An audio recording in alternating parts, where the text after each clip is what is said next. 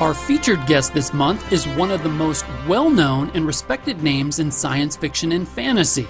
Comic book conventions, pop culture expos, and geek forums all around the world.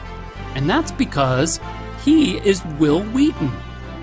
You know him as Wesley Crusher on Star Trek: The Next Generation, Geordi LaChance in the classic coming-of-age drama Stand By Me.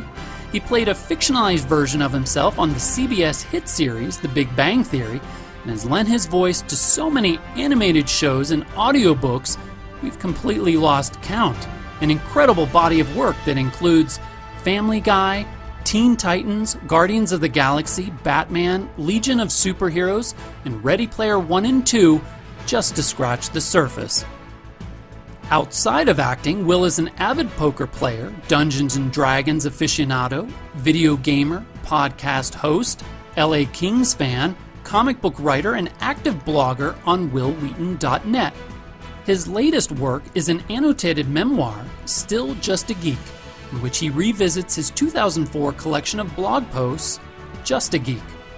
Releasing this month, the book is a raw, insightful, and inspiring story about Wil's struggles with depression, his personal challenges with family, acting, and love, and finding fulfillment and passion in all aspects of life.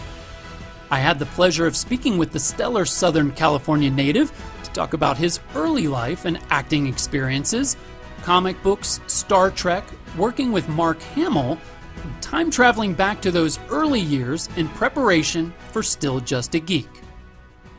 Here's what Wil had to say.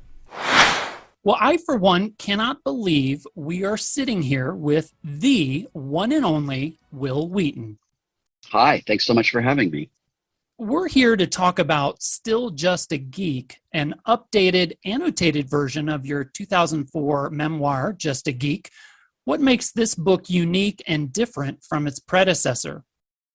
When Just a Geek was written in 2004, I was almost 30, and I was kind of looking back on my teenage years and what being part of Star Trek and a young, early kind of first-wave blogger meant to me. As I was also settling into my relatively new life as a husband and a dad. Still Just a Geek is what happened when I opened that book up for the first time in 20 years as an almost 50-year-old, looked back at almost 30-year-old me, saw things I liked, things I was appalled by, things that I had thought were incredibly important that I had completely forgotten about. And most importantly, I saw how much I had changed as a person and as a writer. And I had a lot of thoughts about those changes. I had places where I thought I was very hard on myself 20 years ago. I had places where I saw that I wasn't entirely honest with myself and readers 20 years ago, and I addressed all of it in what turns out to be extensive annotations. A good way to think about Just a Geek and Still Just a Geek is like, we're sitting down, I've got the original book, Just a Geek, in my hands, I'm reading it to you. And every now and then I sort of look up from it and reflect on what I've just read from 20 years ago. That's the experience of the book if I've done it right. If you could travel back in time, what advice or guidance would you give your younger self? It's such a difficult question to ask because I went through a lot. I suffered a lot. I struggled a lot. And as a consequence of all of that, as a result of everything that the 20-something version of myself survived, I have an amazing life now. I love everything about my life. I am so happy. I am so grateful. I cannot say enough incredibly good things about how wonderful my life is. If I don't know if I would listen to myself, I don't know how much credibility 20-year-old me would give 50-year-old me.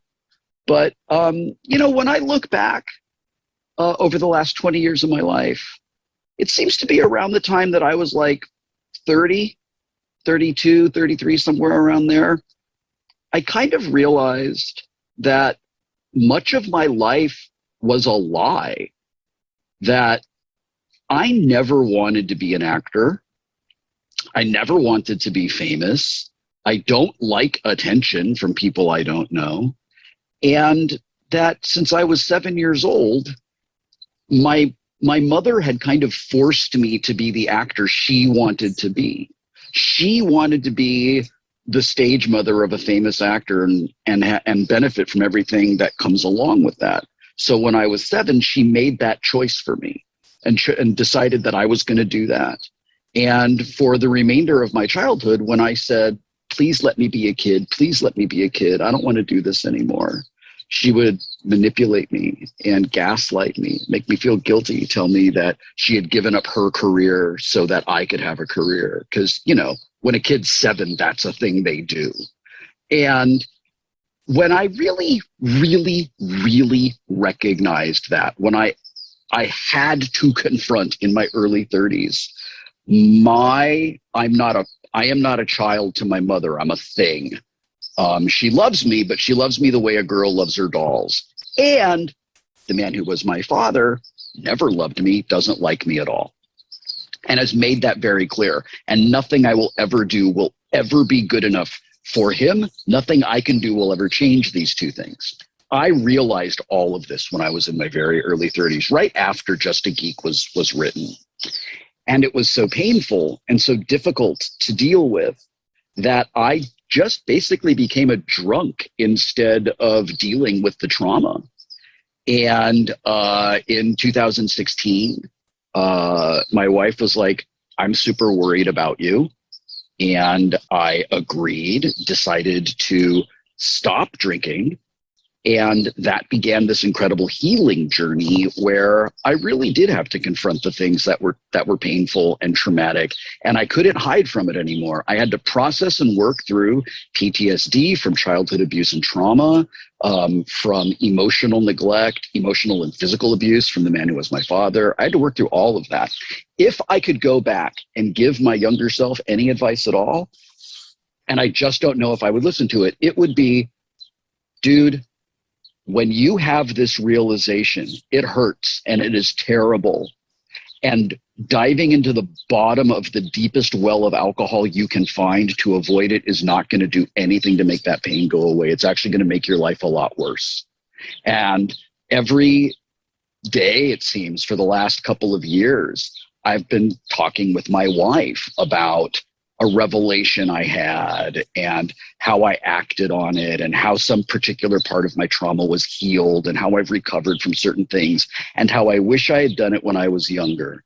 Mm. And I recognized a few days ago that when I say I wish I had done this when I was younger, what I actually mean is I wish I had confronted this and found the strength and support from my friends to confront the reality of my trauma and heal it instead of trying to avoid it. I wasted 10 years of my life just getting drunk and avoiding it. And I regret that. I'm sad about that.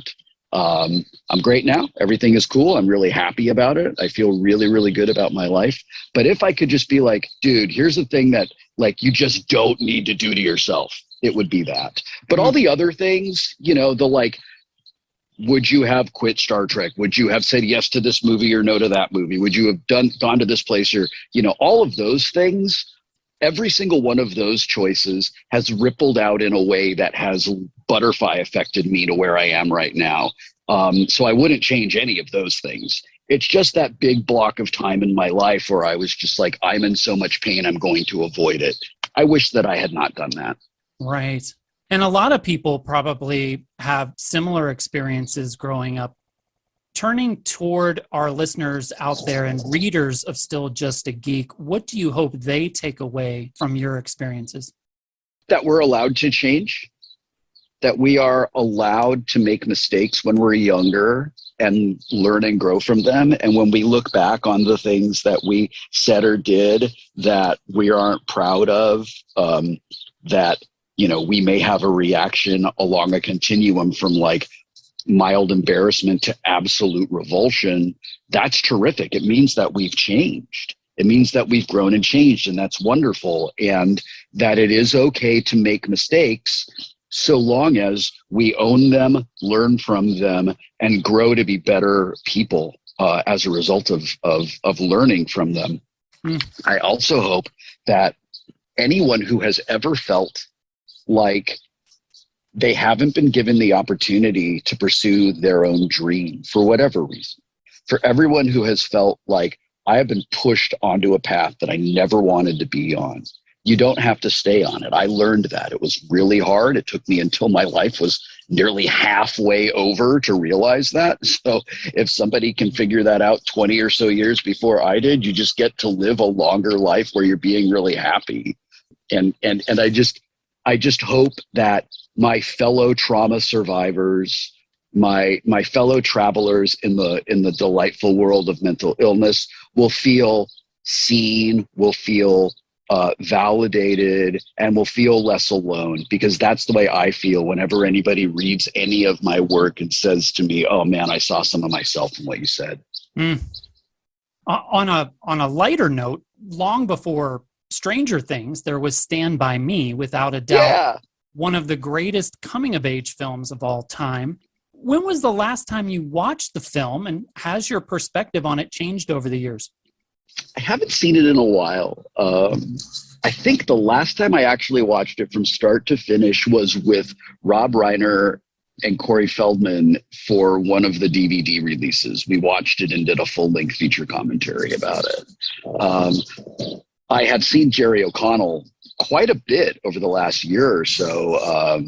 I host the Ready Room for Paramount Plus, which is the online hub to all things in the Star Trek universe. Jerry is a voice actor on Star Trek Lower Decks, and I've had the great privilege of interviewing him a number of times. I just did his show, The Talk, to promote Still Just a Geek. It was good to see him again. Rob Reiner recorded a message for us telling us how much he loves us and how proud of us he is. That was unbelievably cool.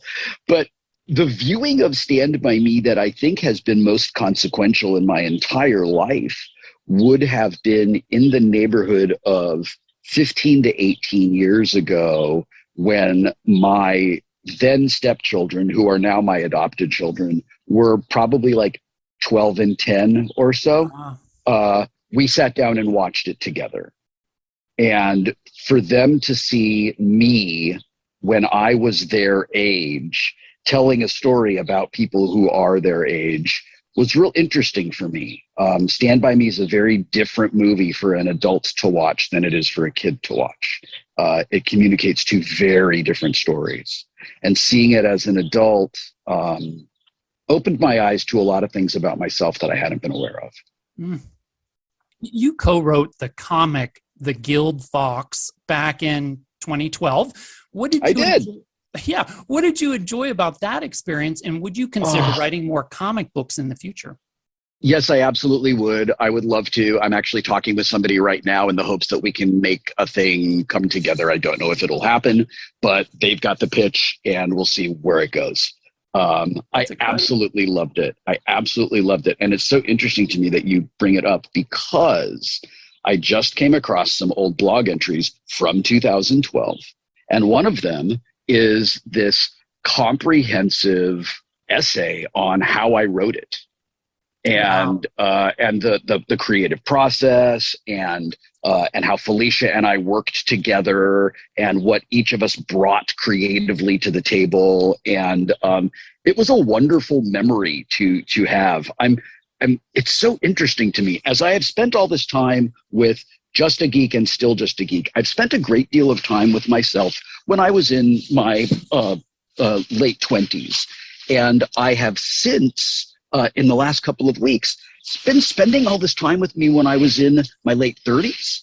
And we're two really different people. When I'm in my late 30s, my career is kind of going the way I want it to go. I feel a lot more comfortable with myself. I'm doing things that I really like. And my writing's really different. It's more relaxed. It's more conversational. And it's just interesting and weird to me to see how much I had changed from just like 28 to 38. And I hadn't actually kind of put all that stuff together until just the last few days when I started rereading stuff from around that era. It is just the weirdest coincidence that you brought up Fox right now, because I literally was looking at that like 2 hours ago. We're on the same wavelength, Will. I guess so. You've narrated dozens of audiobooks, the Ernest Cline books and The Martian being some of my personal favorites. Oh, What do you thanks. enjoy about performing narration? I love to read. I have been a reader my entire life.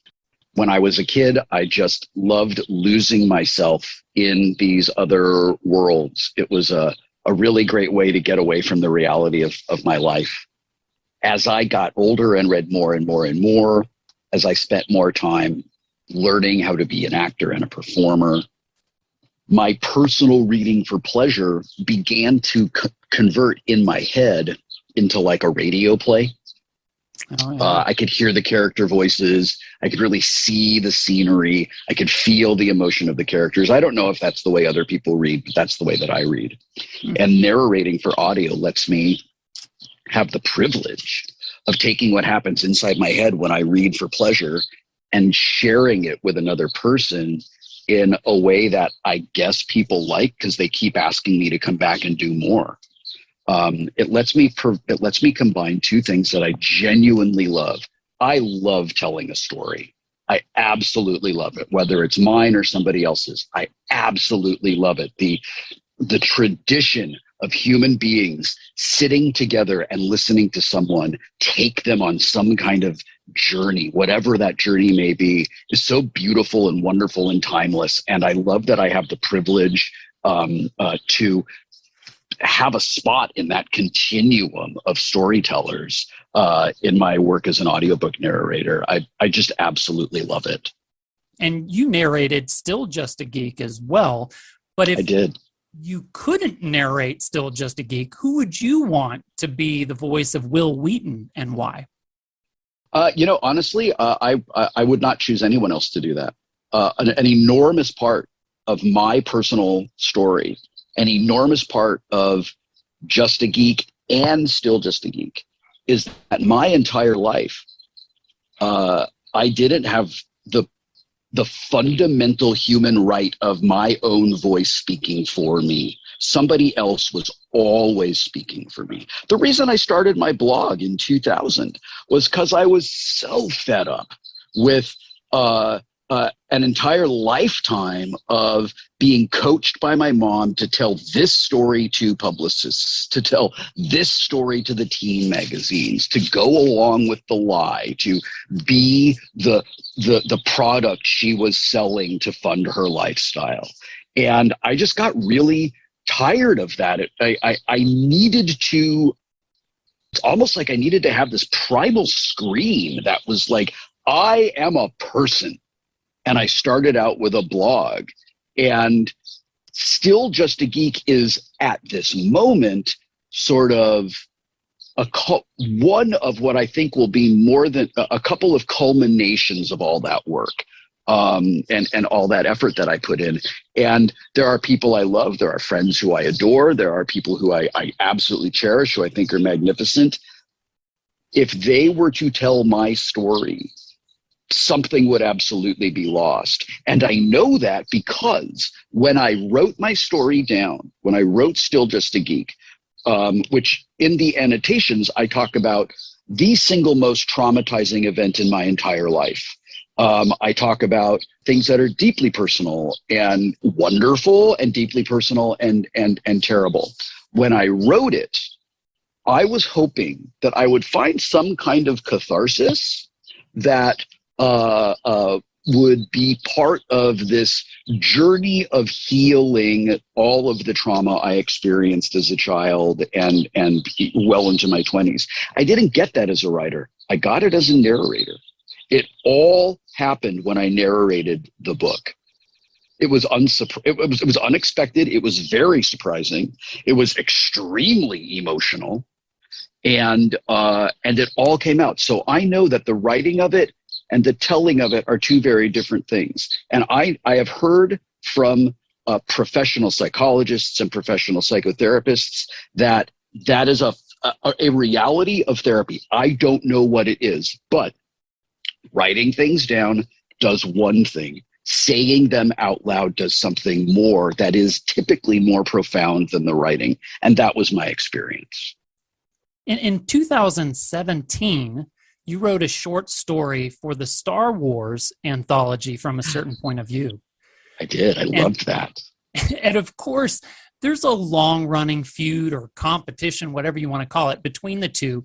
As a fan of everything geek, what do you like about Star Wars more than Star Trek and vice versa?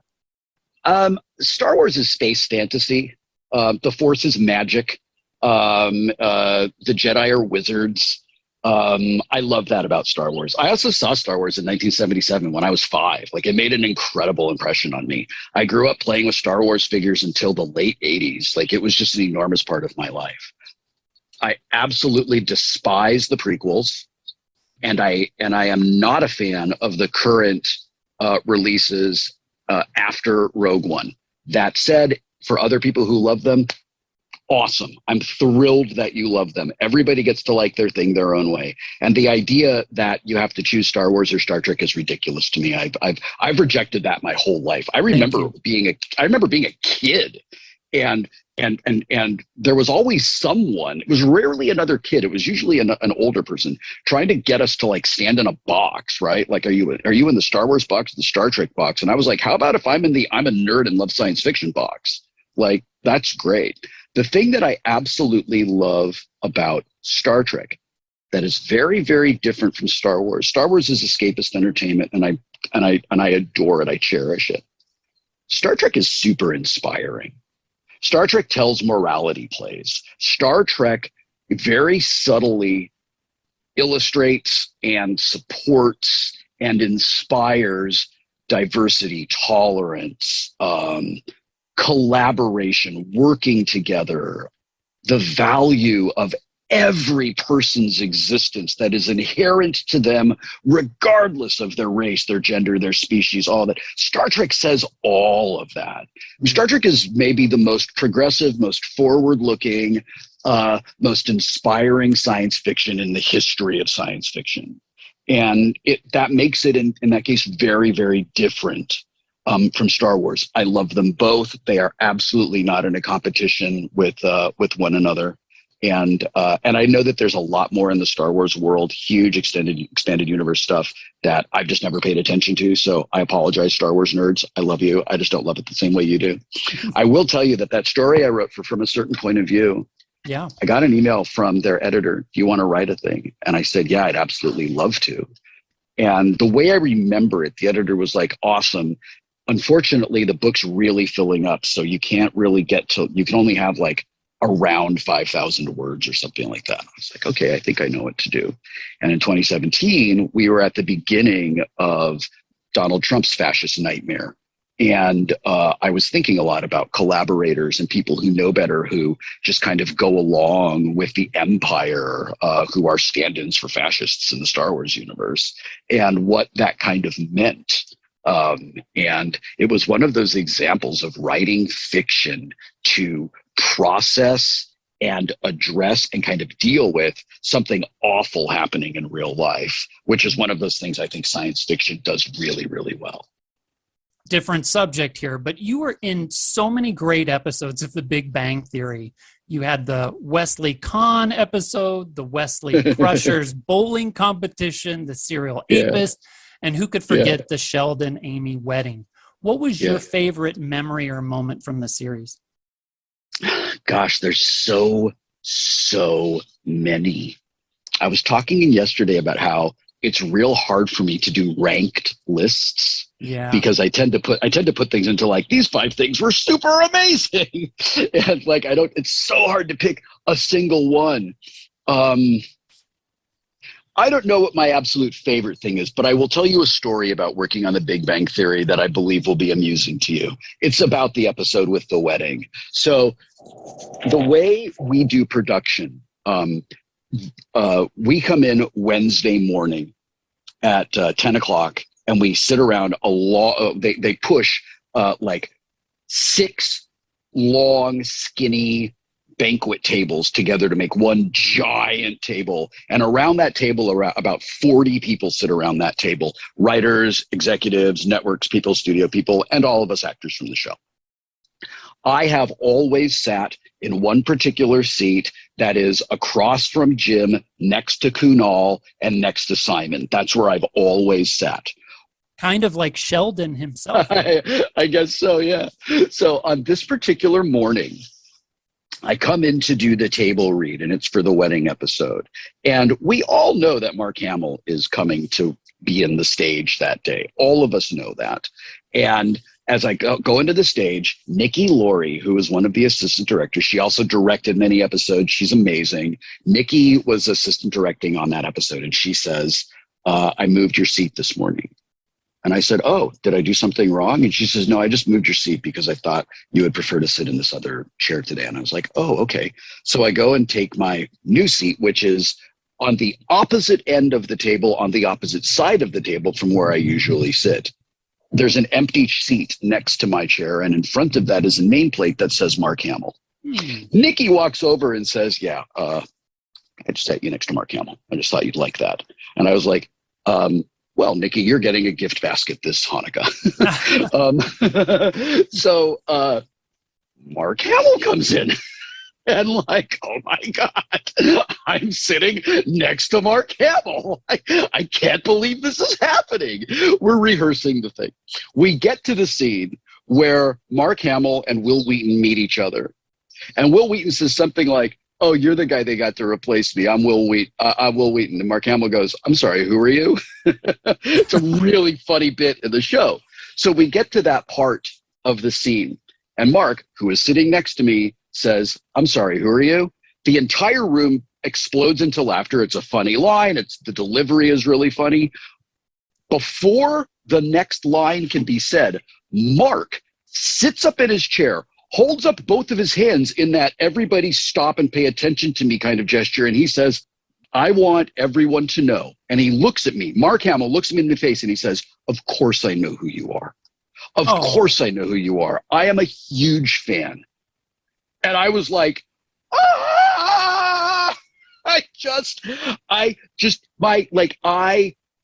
every computer meltdown lockup crash screen that you've ever seen in your life is what went on in my head. I just completely shut down and had to do a full reboot to continue on with the thing. Mark didn't have to do that.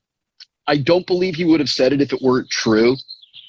And the thing about him that I love, and the reason this comes up, this particular story is, if you're of a particular generation, you know, there are people in that generation, entertainers that were real important to us.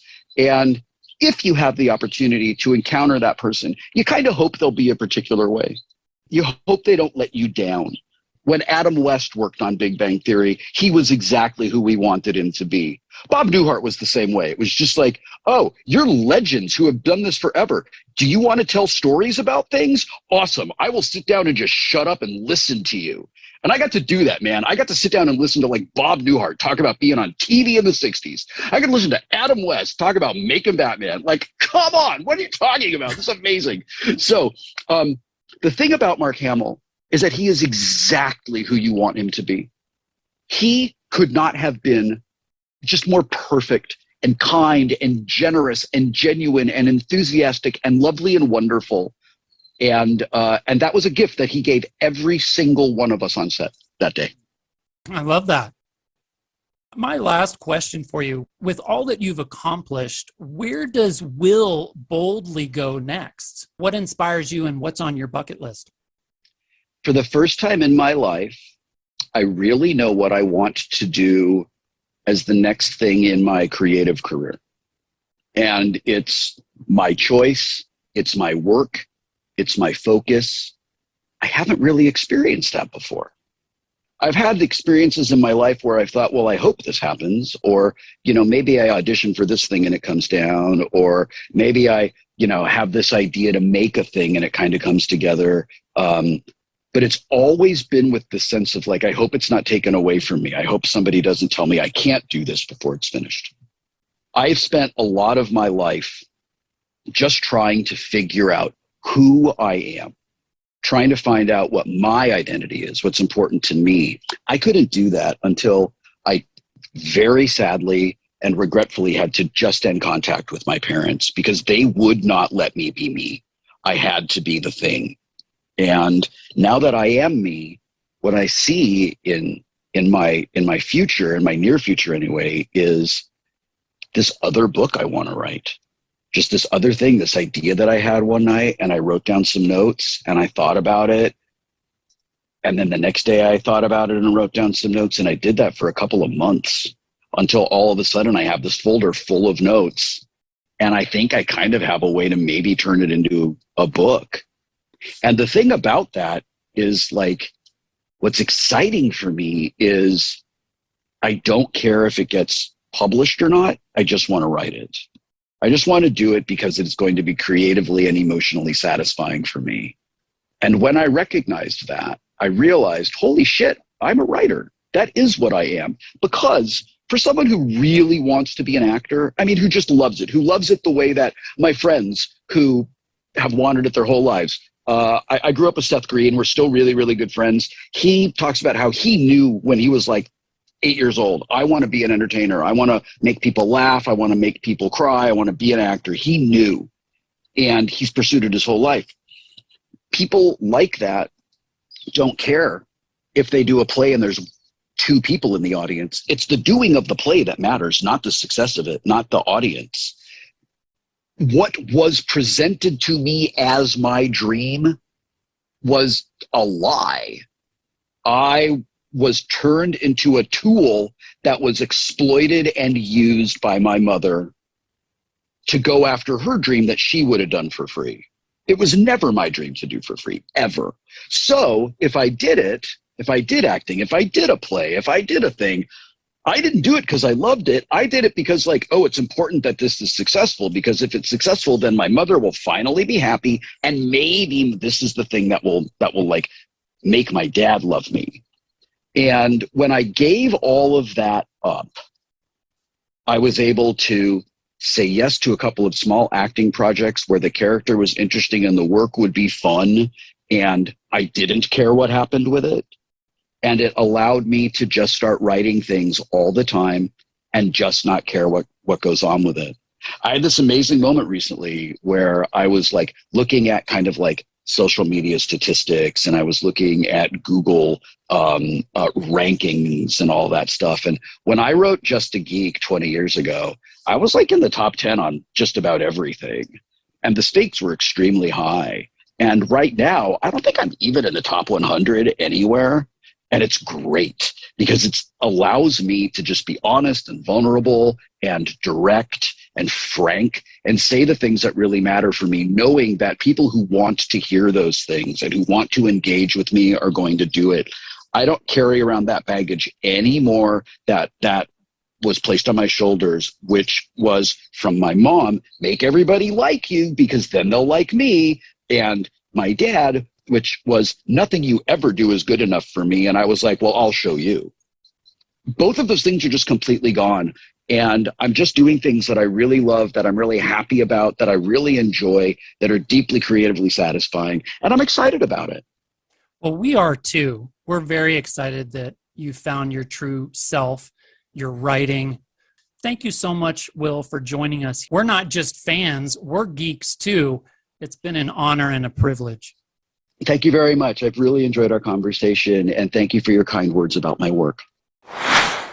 Still Just a Geek by HarperCollins is available now on Amazon, Target, Barnes & Noble, and at most online and brick-and-mortar booksellers.